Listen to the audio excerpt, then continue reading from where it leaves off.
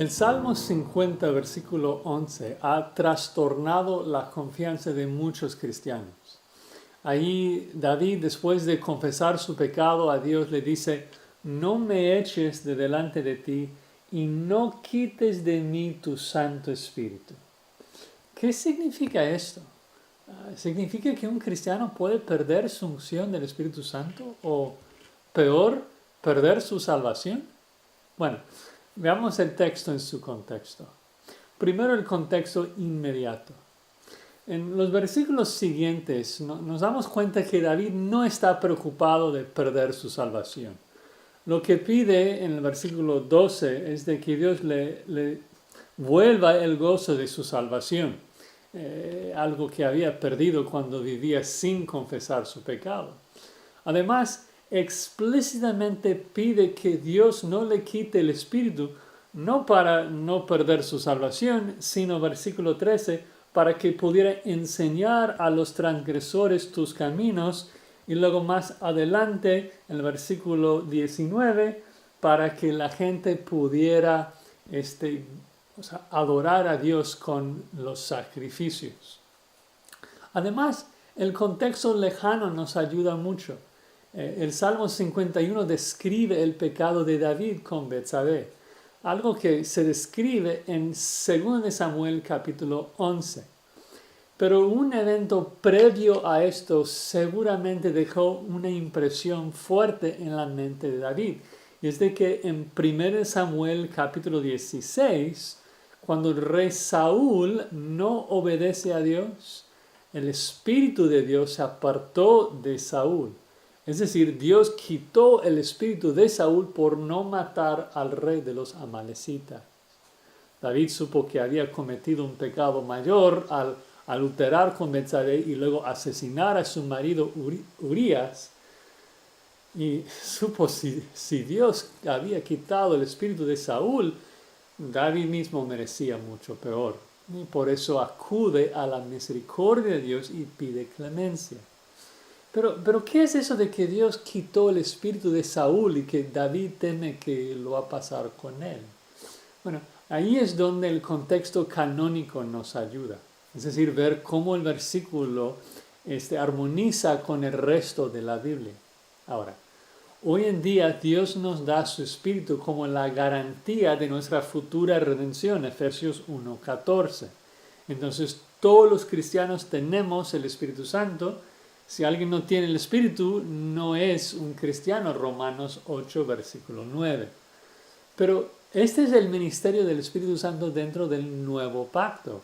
El antiguo pacto solamente profetizaba de eso, que un día el Espíritu vendría a morar dentro del creyente, pero no era una realidad todavía en los tiempos de David. David vivió bajo el antiguo pacto.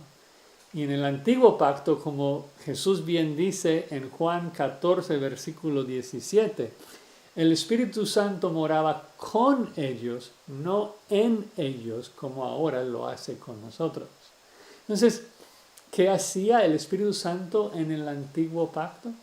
Bueno, vemos de que venía sobre los profetas y los líderes en particular para capacitarlos para llevar a cabo una misión en particular. Por ejemplo, vemos cómo venía sobre los que construyen el tabernáculo para hacerlo con excelencia. Venía sobre Sansón, dándole poder para matar a los filisteos. Venía sobre Saúl y sobre David, los primeros reyes, para que pudieran gobernar a la nación con éxito. Pero no venía en capacidad de santificar ni de garantizar su salvación. Fueron ungidos David y Saúl solamente en función de ser rey. Entonces, cuando David pide, no quites de mí la unción del Espíritu, el contexto del antiguo pacto nos indica que lo que no está pidiendo es, no me quites mi salvación, sino que lo que está pidiendo es, no me quites el reinado, no me quites mi puesto como rey, como hiciste con Saúl. Por favor, déjame seguir guiando a tu pueblo. Por favor, aunque no lo merezca, ¿no? Para que yo pueda seguir mostrando a la nación cómo alabarte y adorarte.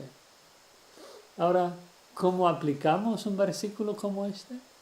Bueno, el punto no es de que un cristiano pueda perder su salvación, ni tampoco que un pastor puede ser como David y adulterar y luego asesinar y luego no perder su puesto como pastor.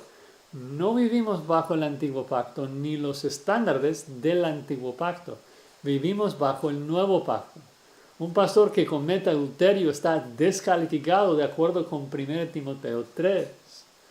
Lo que Salmo 51:11 me enseña es de que yo como David no puedo ministrar con pecado en mi vida.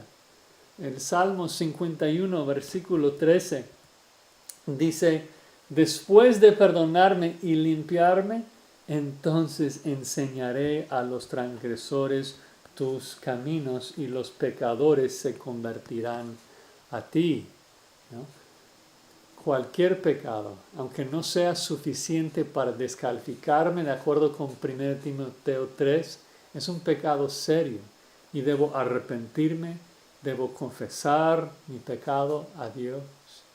Además, debo entender de que la única razón de que yo sigo en un ministerio es porque, de acuerdo con Pablo en 2 Corintios 4:1, el ministerio es una misericordia que no merecemos.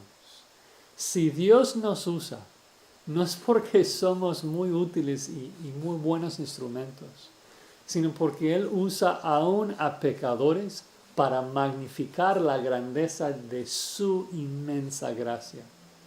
Nosotros entonces debemos procurar ser los instrumentos más santos posibles, siempre confesando nuestros pecados, para que podamos seguir enseñando a los transgresores los caminos de Dios, para que pecadores se conviertan a Cristo para la gloria de nuestro gran Dios.